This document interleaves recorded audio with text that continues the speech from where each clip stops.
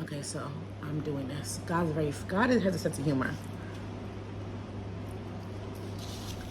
One thing about me, like I say about healing out loud, is that I've been a quiet little girl. I've been quiet all my life, scared to speak and scared to, just say how I'm feeling.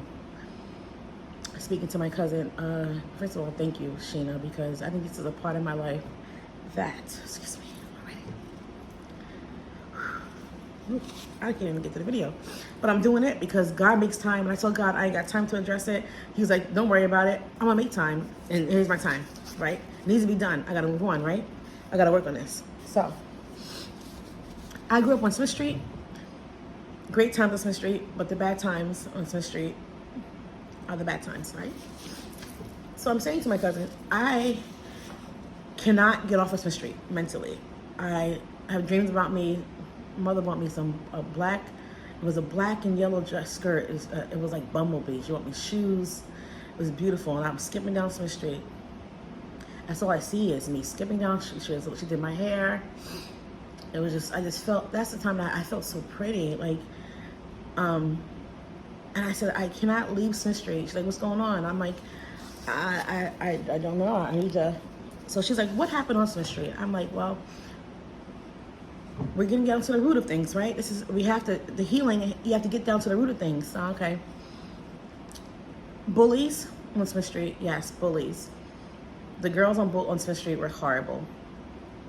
They know who they are. You guys are horrible. So not having any friends on Smith Street. And then I had one friend, and he was a boy. And his brother used to, you can't say the R word, but sexually assault me every chance he got. But as a child, it was like, this is the only friend I got. Other girls were bougie, little stinking girls who's, were just mean for no reason. Because I was a sweet girl. I'm always a sweet girl. But now I see them and they speak to me. Well, let's not go there. Whatever. But I still can't leave Smith Street. And she's like, why can't you leave Smith Street? I said, I don't know. I wrote a letter. I found a guy on Facebook, my best friend's brother, and I wrote him a letter, told him how he stole my innocence. I did all that, confronted that. The bullies, I don't care. You guys were just, that's within you. Take it out with God. I ain't got time for that. Got over past that. And she's like, so what is holding you on Smith Street? Because this is a part of healing. And I'm like, I don't know. And she's like, what happened? And I'm like, my uncle died. Sorry. Excuse me. This has to be done.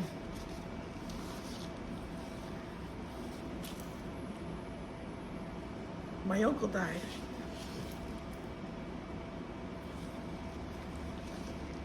That's the first time I ever experienced heartbreak.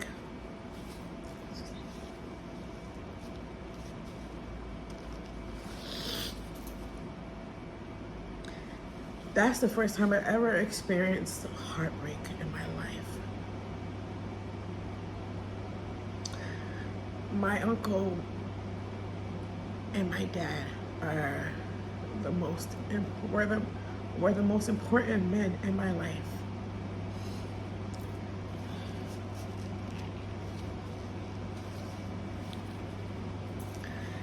My uncle, he used to come on Smith Street, and he used to bring me to the store. He just spent time with me. I've never felt down when I was with him. I always walked with my head high when I was with him. Like I existed with him, because I was with my mom on the weekdays, and I spent time with my uncle, and then my dad on the weekends. So when my uncle died, life left me. I no longer walked with my head up. I have not addressed this. Ooh.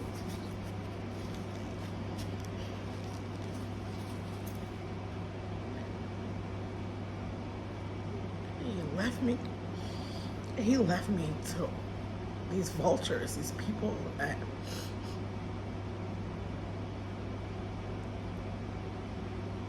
he just left me. And she said, "You're angry with him," and I said, "I'm not angry because I love him." Before he left, he was supposed to move in with me and my mom, and I was like, I am so excited to be with my uncle every day. Like, life would have been grand. My uncle during the week, my dad on the weekends. It was just like,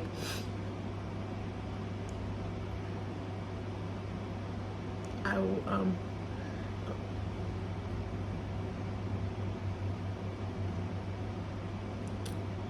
don't know if I'm angry.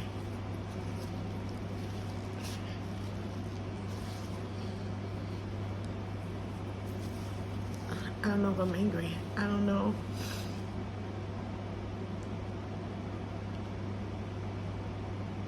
I do this because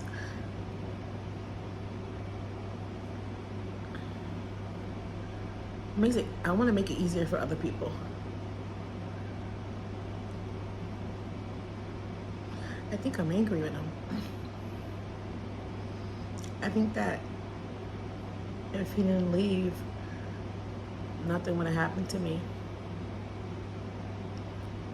I think that if he didn't leave,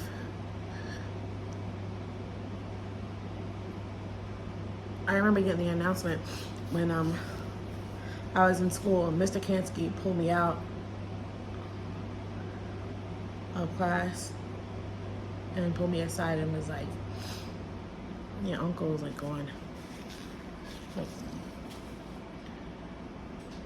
I cried and I just started not existing. Like, I didn't want to exist. Because my heart hurt so much. And I didn't have anybody to talk to about it. Life had to just go on.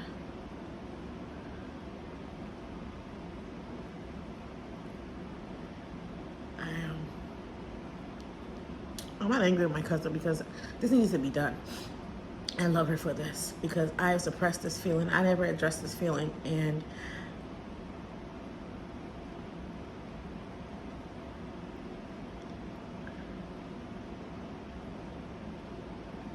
I feel like I kind of needed him.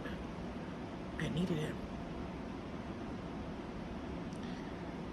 And I think I was selfish to myself because I worried about everybody else's feelings. And as I got older and older, it got further and further back in my mind. And I was like, life has to go on. And I started just not existing. Then when my dad died, I'm like, there goes that lonely feeling again, right?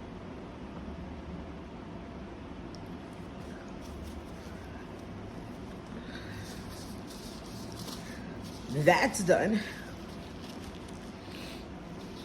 Now I need to sit with myself and I need to figure out how to forgive my uncle for leaving me.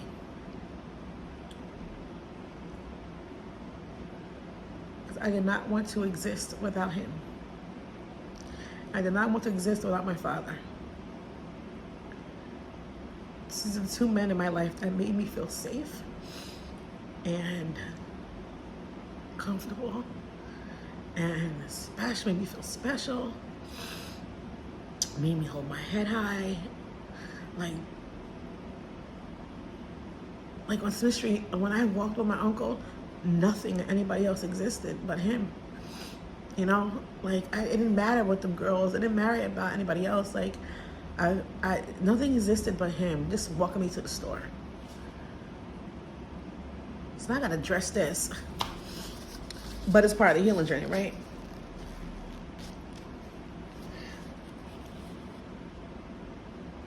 Yeah, I don't want to be quiet anymore. I'm an adult now. I can scream it out as loud as I want. I'm gonna do that.